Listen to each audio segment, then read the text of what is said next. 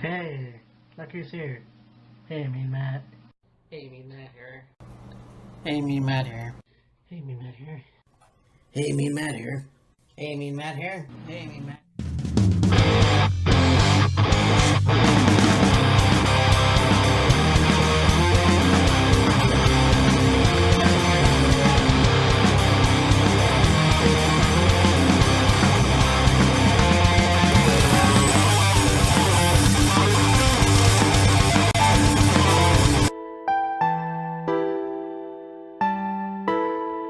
Well, this has been interesting in the wrestling community. Of course, next week we're gonna have Extreme Rules. This past couple days ago, I should say, we had Slammiversary in Dallas, Texas. I just finished watching it. Holy shit, this was a very good show. You know, it's kind of one of those things where it's like, you hope that these feuds continue because of how good a match they had. And Slammiversary was very cool, actually. And I believe I did a review last year. I'm not quite sure.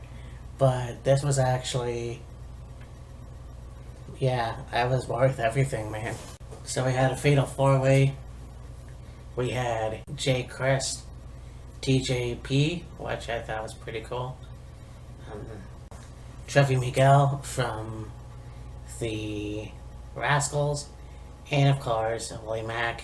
And this match was a lot of really good counters. There was a lot, yeah, this double counters too, like double moves, and really good match. You know, I think that and I believe it was TJ that really showed what he could do in the ring. And I know that he was in WWE. It was kind of a hit and miss for him, but I think in Impact he really showed what he can do, and it was even better, you know. I think that's awesome.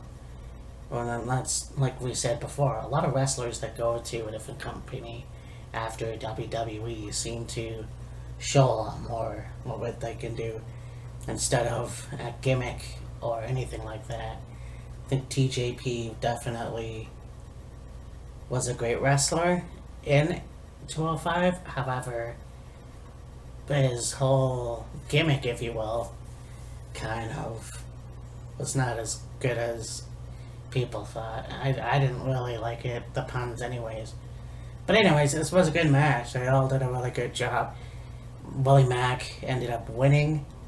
And yeah, so we'll see where that goes from there. Then we had a match for the TNA Tag Team Championships, and it was LAX versus the champions, the North, and the Rascals. We got Zachary and Desmond, and this was also a really good match too.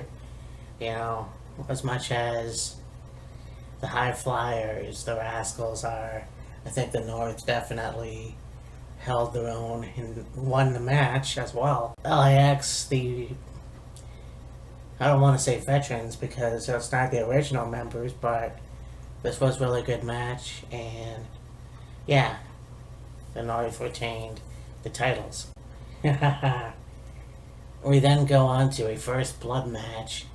We've got Killer Cross, who came out in black metal makeup and just bizarre, who took on Eddie Edwards. And holy shit, you know, Eddie took a lot of punishment in this match.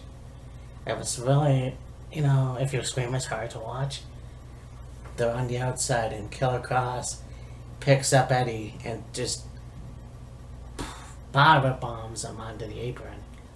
And you know, it's a lot of really fucked up moves in the match.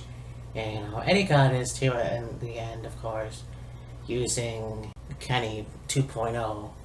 Well, actually, the match ended, and this was odd, breaking Kenny open and just putting the other end of the kendo stick in Killer Cross's mouth.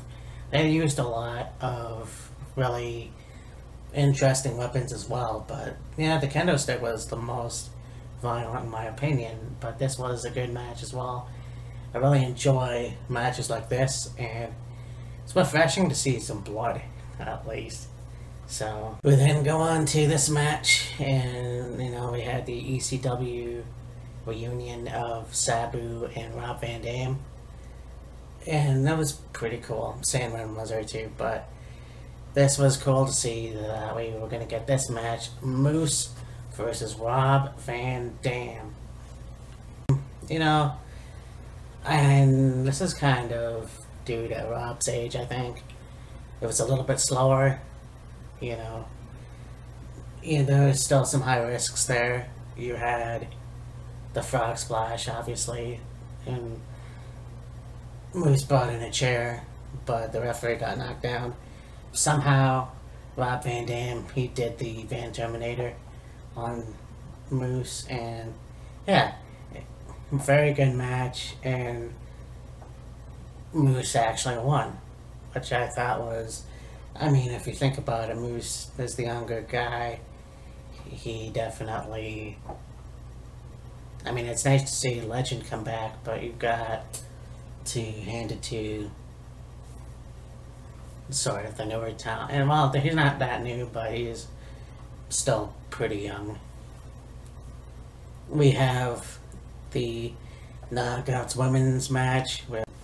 It's a Monsters Ball Fatal 4-Way. We have Taya Valkyrie versus Rosemary versus Su Yung versus Jessica Havoc. And this was a really good match. Looking at how powerful Jessica Havoc is, and she was taken down too. But this match really was awesome. There was the staples that, I think it was Taya that had the stapler and stapled a poster to Su Young's forehead, which I don't even know if there was staples in there because I didn't really see Su Yung bleed, but yeah, anyways, Taya ended up retaining the title, so that was pretty cool. Her and Johnny definitely are pretty good as heels, and I didn't know what was going to happen, so there it is. And then, speaking of Johnny, you've got the X Division Championship match. We've got Johnny Impact versus Rich Swann, and this was a really good match. Rich Swann was really impressive. Again, looking at this guy in 205 was definitely really cool to see him at that point in time, and I was actually also impressed with Johnny Impact, but this was a good show, and actually went to Rich Swann, so he retained the title, so that's pretty cool. We then go on to the Impact Heavyweight Championship. We've got Unbreakable Michael Elgin versus Brian Cage, and holy shit, you got two hosses that were, first of all, Michael Elgin, and I've said this before, going into Japan, going into Mexico, Ring of Honor. And you think about, alright, what happens if he gets called up to WWE? But I like where he is right now. I think they would fuck his character up a little bit. For some reason, I have that feeling, but this was a really, really good match. They pulled out all the stops. You got, Brian getting his ass handed to him. Michael giving him a few power bombs, and it's kind of like you have a power bomb that turned into a spinning clothesline. So that was pretty cool to see that. But yeah, you thought that Brian was going to get his ass kicked and lose the title. I thought Brian retained and is still the champion. Michael Elgin got pissed off, went out, grabbed Don Callis and threw him into the ring, and was going to beat him up. But this guy in a ninja suit, and black mask, came into the ring and gored Michael, you knew that it was Rhino, and I was like, that's fucking Rhino. It was a body shape and everything. So it's old friends, you know, from ECW helping out each other. So the thing with Don Callis, I don't even know what's gonna happen, but it seems pretty fucking interesting now. We have the last match. We've got, and this was a really good match too. Tessa Blanchard versus Sami Callihan. And there's a lot of intergender tag team and a lot of intergender singles matches now. You know, Disco Inferno has had a couple with Scarlett Bordeaux. This was actually an awesome match. You know, Tessa got all fucked up.